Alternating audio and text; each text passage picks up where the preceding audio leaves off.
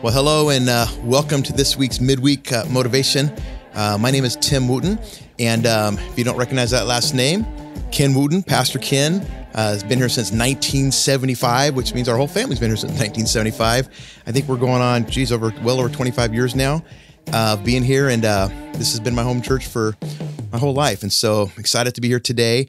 Today I get to talk about winning with money, and Pastor Steve Rady, he talked about money this week. In fact, I wrote down some of the things he did. Talked about living on a written budget, avoiding debt, fostering a high quality relationships, save and invest, and being incredibly generous. And it was so nice to hear him. His message was so amazing. In fact, if you haven't watched it yet, go to our YouTube channel, Westside Community Church YouTube channel, and look at the May 7th message that Steve Rady did.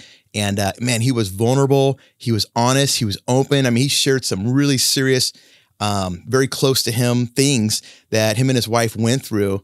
And he delivered that message amazing because it was coming really from his heart. And so, great job, Steve, on that. But make sure you go check that out. Today we're talking about money.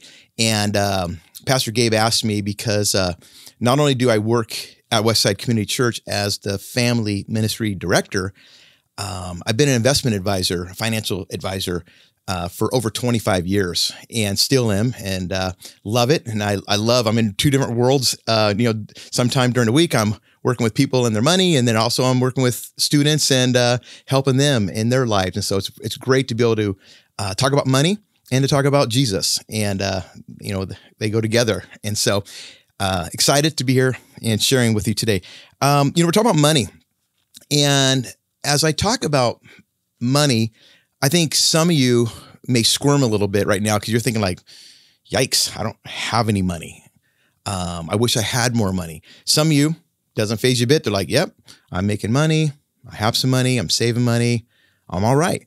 But I think no matter what I talk about today, everybody, no matter where you are financially, can learn from today's podcast, if you will. And there's a lot to learn that we can learn from the Bible. And so I'm going to share some things here, and everything I'm sharing with you are not only are they financial principles that we teach in the financial advising world, but these are financial principles that you find right out of the Bible. And I'm looking forward to sharing this. So let's talk about this. Why are we talking about money? Well, financial knowledge is important. We are a country of financially illiterate people. Most people don't know how money works. They don't understand money. They go to their job, they earn some money, they come home, they pay their bills, they spend their money, and they get up and they do that each and every day till they retire. That's what most people do. And so most of us just don't understand how money works. In fact, here's a scary statistic. 57% of Americans cannot get their hands on $1,000. 57%, that's more than half of the population, if they lost their job tomorrow, could not get their hands on $1,000 to be able to pay their bills while they go find another job or more income. And so there are three types of people that are in this world that we live in. And the first one is those who live below their means. These are people who spend way less than they earn. These are the savers. These are the people that they've always seemed to have money. They may not even have the best job in the world. They're just someone that, they earn $5,000, they spend $3,500. I mean, they spend much less, whatever. They spend less than they make. And those are the ones who live below their means. Then there's those who live at their means. And those are ones who pretty much spend what they make. They make $5,000, they spend $5,000. They just spend it. They don't have really any savings. They're that 57% that can't get their hands on $1,000, but they make enough money to pay their bills, but they're not really getting ahead. And then there's those that live above their means. And those are the ones that they earn $5,000, but they spend $6,000 and they're living on credit. So they have their income, they spend their income, and then they want more and they go to their credit cards to be able to live a life that is above their means. And so there's three types of people. Think about it. Which one are you? So how do we win with money? I want to share with you 6 wealth secrets to win with money. And yes, I have my notes here because I want to make sure I stay on track here. But I want to share these 6 secrets to win with money. And again, this is coming from a financial advisor / the Bible. And again, both these things just go hand in hand. So here's the first one. Wealth secret number 1, increase your cash flow. You got to spend less than you earn. Spend less than you earn. In fact, in Hebrews chapter 13, verse 5, it says, don't love money. Be satisfied with what you have. For God has said, I will never fail you. I will never abandon you. But you say, but I need the latest iPhone. I need the latest 85-inch TV. I need a new car. I need a better house, a bigger house, a better house, right? I mean, I need, right? That's kind of the constant battle of a lot of people. And so what happens is we've got to learn to spend less than we earn. That's the bottom line. If you earn $5,000, you got to spend less than that. You earn $10,000, you got to spend less than that. You can't spend everything you make. In fact, there's a financial rule, an equation out there. It's called the rule of 72. Some of you may or may not have heard of it before, but the rule of 72 is pretty cool, actually. If you're getting a 1% rate of return, 1 goes into the number 72 times. So imagine if you had $10,000 today, $10,000 would double in 72 years. Now, for a lot of you listening right now, you're like, I'm going to be in my hundreds by then, so that doesn't do me any good. Exactly. And imagine if you're getting 0.25% from your savings account. What good is that going to do, right? I mean, 0.25%, I mean, it's going to double never, right? You're never going to see a doubling in your lifetime. And so 1% doesn't get you very far. Well, if you got a 4% rate of return, maybe something, a high-paying CD these days, maybe a bond or something. Well, 4 goes into 72 18 times. So now your money's doubling every 18 years. Well, that's a little bit more doable. But what if you got a 10% rate of return? We know the stock market, if you look at the S&P 500, for decades and decades and decades, it's averaged right around 10%. Well, 10 into 72 is what? 7.2. We'll call it 7 years. So imagine every 7 years, your money is doubling. So listen to this. Put that $500 a month, okay? Put that $500 a month of what you would spend in buying that brand new car.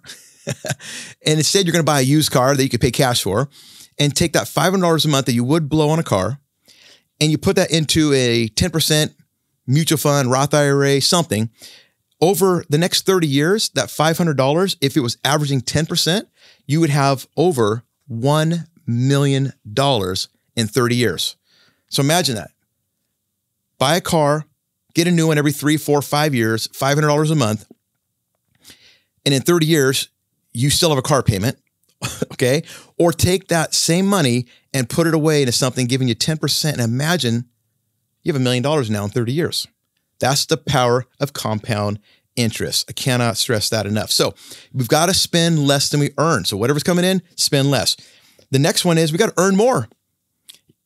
You can't live paycheck to paycheck. It's impossible. I mean, so many people are living paycheck to paycheck and they're struggling. And as soon as they miss a day of work, 2 days of work, 3 days of work, they're financially their whole life is disrupted because of just missing a few days of work. Imagine a week or a month, what that would do to them. So we can't live paycheck to paycheck. So we have to earn more. Proverbs chapter 10, verse 4-5 says, lazy people are soon poor. Hard workers get rich. A wise youth harvests in the summer, but one who sleeps during harvest is a disgrace. Ouch. Now, I'm not saying you're lazy if you're living paycheck to paycheck. There are circumstances out there beyond our control. But what I am saying is sometimes we need to step up and be like, you know what? I can't afford to only work that one job. I may have to get a second job. I may have to get a side hustle. There's a lot of people that work on this staff here at church that we have things outside of church that we do that brings in income for us to take care of our families. Yeah. Does it take more than 40 hours a week to do what some of us do? Yes.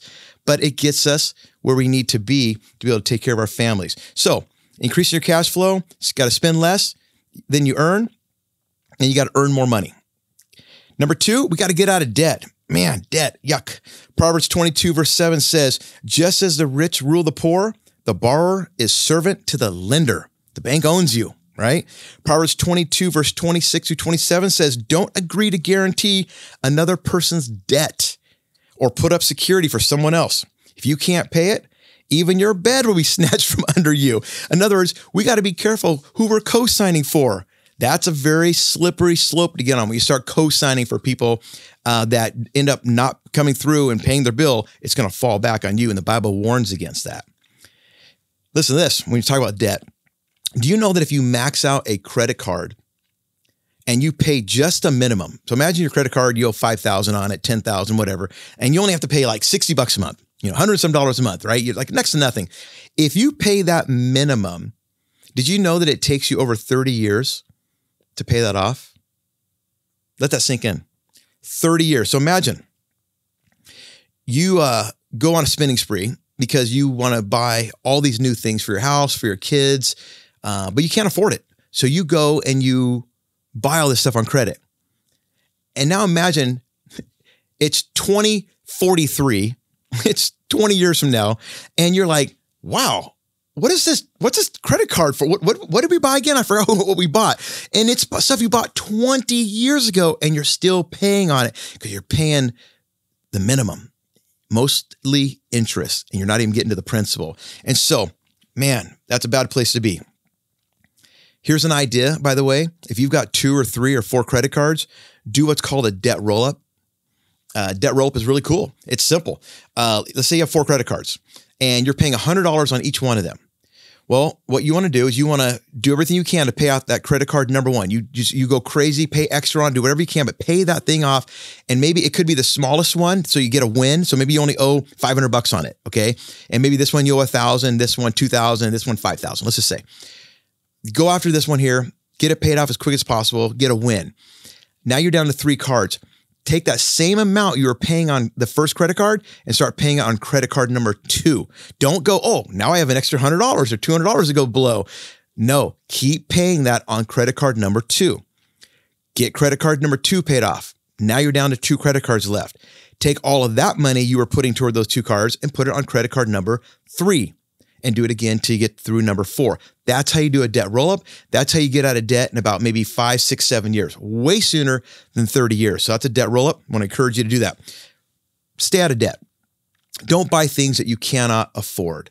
If you don't have the money, don't buy it. If you don't have the money to pay off the credit card at the end of the month, don't do it. We use credit cards. I use my Alaska Airlines credit card, build up all these miles. But at the end of each month, we pay 100% of it off every single month. We don't let it roll month after month because all it's doing is just building up and adding up interest, and you're going to end up owing a lot more back than what you borrowed. So get out of debt. Number 3, we got to give generously. The Bible has a lot to say about money. It's interesting how when we start talking about money, people are like, oh gosh, here we go. Money, church, God. Okay, here we go. But it's interesting. If you trust God to save your soul, you've trusted God to save your soul, that you're going to go to heaven someday because you believe in God and you've trusted in God. You've received Christ in your life. Don't you think you could trust God with your money? I mean, we trust him with our soul, but why not with our money? Proverbs 11:24 says, give freely and become more wealthy. Be stingy and lose everything. Man, I see people struggling all the time financially, and it makes me think about that right there. Stingy people lose everything. They can't get ahead because they're constantly stingy and holding on to everything they have, and they're not giving as the Bible has told us to do right there in Proverbs. Here's another passage in the book of Proverbs, 9-10.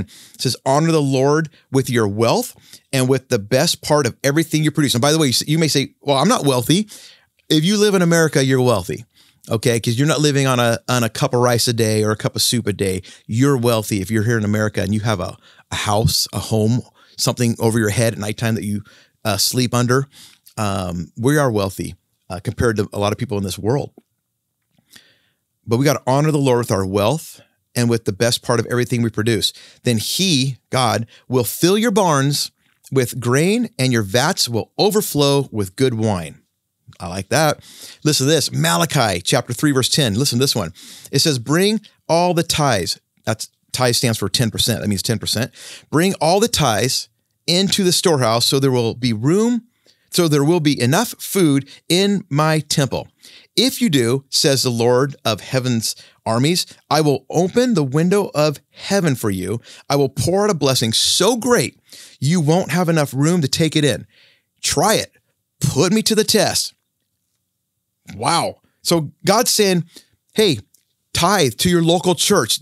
That's how you tithe to God, is through the local church. He goes, if you do that, if you bring it to the storehouse, you bring it to the temple, bring it to church, God says, I will bless you where you won't even have room to handle it. I will bless you like crazy. See, I think oftentimes we think, well, I've given $5 and $10 and I didn't get much back. Well, God's going to kind of give back proportionally, if you will. We give a little, he's going to bless us a little.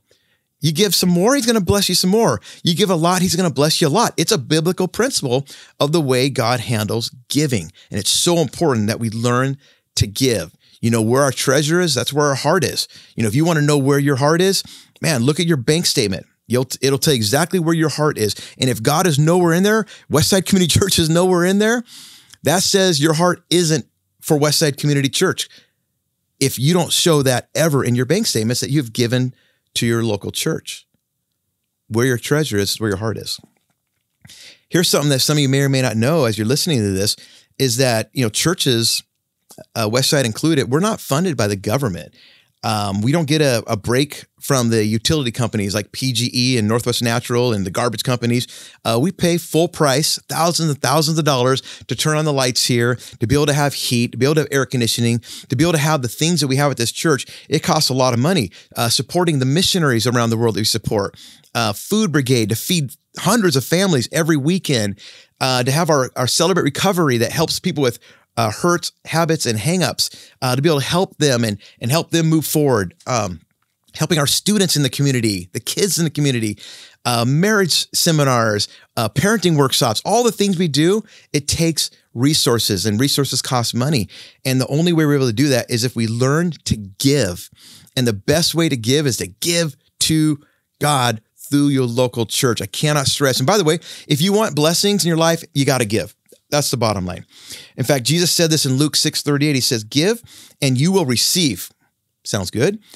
Your gift will return to you in full, pressed down, shaken together to make room for more, running over and poured into your lap.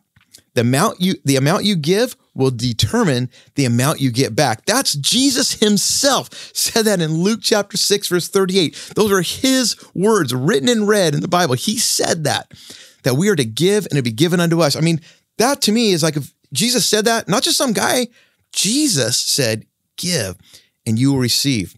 And I love the fact he says, I'm going to give it back to you full, pressing it down even. I'm going to shake it together to make more room, and I'm going to put even more, and it's going to spill over the top right into your lap. You cannot outgive God. You cannot outgive God. And I hope that you get that. Number 4, we got to build an emergency fund. Build an emergency fund. By the way, your credit card, it's not an emergency fund, okay? Emergency fund means you have some money sitting in the bank, sitting in a money market, sitting, I don't know, put it underneath your mattress somewhere, but you've got an emergency fund where if something happens, you're able to go to it and get that money to be able to pay your bills, because maybe you lost your job or you didn't work 3 or 4 days, or you were off for a week and didn't get paid, but you've got an emergency fund to fall back on in the event something happens. And by the way, remember the credit card thing, 30 years to pay off your debt? Again, that's not your emergency fund. It's actual money, cash money that you've put aside to save for the emergencies. You may be wondering, well, how much do I need? Well, $1,000 would be a starter, right? That'd be a starter to get out of that 57% number of the ones who don't have $1,000. But the ideal is to have at least 3 months. 6 months is better, but 3 to 6 months living expenses. So if you can live on $4,000 a month, 4 times 3, $12,000. I know it seems like a lot, but you're not going to get there tomorrow, but you start saving right now. And little by little by little, you start building up, and you build up and build up and build up and build up. And you get to the place where you have 3 to 6 months of living expenses. So when things happen, like, I don't know, after Y2K, after 9/11, the markets tanked, the economy tanked, 2008, the economy tanked. In the last couple of years, the economy has tanked. I mean, if you don't have anything to fall back on, you're going to be in trouble. So you got to build an emergency fund. It's super important. Proverbs 21 verse 20 says, the wise man saves for the future, but the foolish man spends whatever he gets. We've got to save for the future. We never know when that emergency is going to happen. Proverbs 22 verse 23 says, a prudent person foresees danger and takes precautions. They prepare. The simpleton goes blindly on and suffers the consequences. Now, obviously, barring, some disaster in your life that happened financially or something happened that was out of your hands, the reality is a lot of us put ourselves in our own predicaments. We go out and buy cars we can't afford. We buy houses we can't afford. We buy things for our kids we can't afford. We spend money that we don't have. And we put ourselves in a position to not be financially okay. And that's not good. And so we've got to have an emergency fund, something to fall back on. Number 5, ensure proper protection. That's life insurance. Now, sometimes when I say life insurance, people are like, oh, geez, I don't want life insurance. Well, you have car insurance, right? I mean, it's the law to at least have liability. But you have car insurance that if you wreck your car and it's your fault, your car is taken care of, right? We have homeowners insurance or renters insurance that if something happens, our house gets rebuilt if it burns down or if something happens in a major storm or something. Life insurance is there to protect exactly that, your life. Man, if you're the breadwinner in your family, you're the one bringing in the money, you for sure should have life insurance on yourself. Honestly, both husband and wife, if you're married, both should have life insurance. I'm the breadwinner in my family. I have life insurance. My wife, she has been a stay-at-home mom forever, and she has life insurance because, man, imagine something happens to her. I mean, the financial toll that would take on the family for all the things that my wife does in the home. So we have life insurance on ourselves. Well, how much should you have? 7 to 10 times your annual income. So if you make $50,000 a year, you should have probably $500,000 of life insurance. If you make $100,000 a year, you should have $1 million of life insurance, but 7 to 10 times. Don't let your family go broke. God forbid if you pass away. It happens all the time. People die, right? People die every single solitary day, and you don't want to leave your family broke and hope to goodness that they can start a GoFundMe if you pass away and get enough money to at least bury you. GoFundMe is not life insurance. It just isn't. GoFundMe is awesome for a lot of people and a lot of things, but it's not life insurance. Life insurance is something you put on yourself to protect against the loss of your income, to take care of your family. Here's another thing. Don't rely on your company's life insurance. Your company has life insurance on you. That's great. It's super cheap, by the way. And the reason is because the chances of you dying while you work at that company are next to zero. They're next to zero because you're probably statistically not going to die while working at your current job because you'll be retired most likely by the time you pass away. And if you quit your job, you get fired, you get laid off, your life insurance stops immediately. So you want to make sure you have life insurance on yourself personally that you have outside of work. That's super, super important because I could tell you story after story of people that had insurance through their company. The guy passed away, the gal passed away, and they're like, well, I thought he had life insurance. He had it for 20 years at his company, but he hadn't been working because he got laid off because he got sick or he got let go, and he had no life insurance because he was separated from that company 2 or 3 months earlier. Don't let that happen to you. By the way, insurance is confusing. There's whole life, there's term that's super cheap. It's good for 5, 10, 15, 20 years, but it runs out, right? It's good for a term. There's universal life. There's all types of insurance. And the question is, well, what's the difference and what kind should I have? That's where you need to talk to a financial professional. Talk to somebody. Reach out to someone who is in that business that can help you find the right type of life insurance for you. Hey, let me share with you a verse. 1 Corinthians chapter 13, verse 7 says, love always protects. Life insurance is protection, right? It always protects. It always trusts. It always hopes. It always perseveres. So what are you protecting? Again, you're protecting your income, that when you prematurely go to the grave, God forbid, your income is protected and your family is taken care of. I always tell the guys, don't be selfish. I have guys all the time. It's usually the men, by the way. They're like, we don't need any life insurance. I don't need that. She'll be fine. She'll figure it out. If she's a stay-at-home mom and she's not bringing in income, she won't be okay. Okay? She won't be okay. She needs you to do your job and take care of yourself, take care of your family in the event something happens to you. Really, really important. Last one, number 6, invest for the future. Remember that rule of 72, right? Money doubling every so many years. Man, you got to find the right place to put your 401k, your IRA, your Roth IRA, wherever you're putting away your money, because the difference between 4%, right? 4 goes into 72 2, 18 times. So the difference between your money doubling every 18 years versus every 7 years, that's a huge, huge difference. And so you want to make sure, where's my money at? Where's it invested? Is it growing tax deferred? Is it growing tax free? How's it growing? You need to know these things. Don't be oblivious to these things and being like, I don't know what I've got. I think I got a 401k. I think it's invested in something. You should know enough about where your money's at, what it's invested in, whether it's conservative, moderate growth, aggressive. You need to know these things so you can at least have an idea of know what to expect.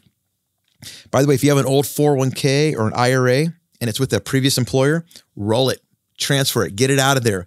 You want someone paying attention to that thing. You don't want it just sitting out there, just sitting at your company you haven't worked at for 2, 3, 4, 5, 10 years.